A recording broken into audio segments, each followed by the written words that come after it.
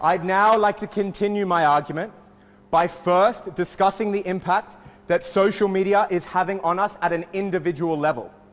Because if we can agree that social media is affecting us as individuals and changing the way that we behave, it follows that social media is affecting the way we interact with each other.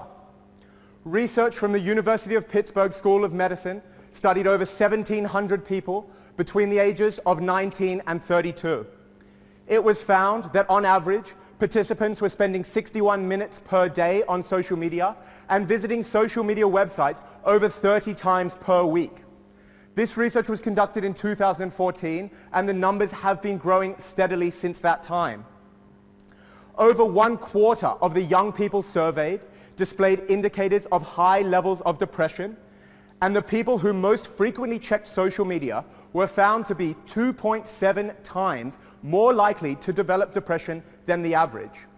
Now, the opposition would have you believe that this data is inaccurate. Perhaps it is people who are already depressed that are turning to social media as an outlet. While this may be true to some degree, the extent of the data simply does not lie. Social media is causing depression for a lot of people. And of course, that depression is affecting the way that we interact with each other in the physical world.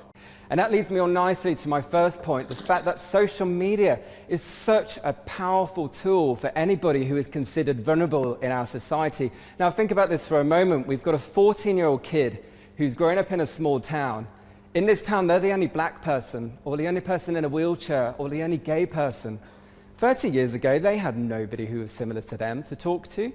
For example, when I came out as gay, I already had friends on the internet who were gay, who could give me advice and support. I didn't have that offline. And social media enables anybody who is considered vulnerable, who's being bullied or going through a difficult time, to instantly connect with people who are either going through that at that time or have been through it, to give and share advice. And that should never be overlooked. It is so powerful. Which leads me on to my next point about the fact that social media significantly increases social mobility. Now, we've talked about the Women's March this evening and how millions of people internationally were engaging in that. This was a community that was built through social media. But there's so many other cases that we can relate to. Think about the ALS Ice Bucket Challenge. That raised millions of pounds for charity.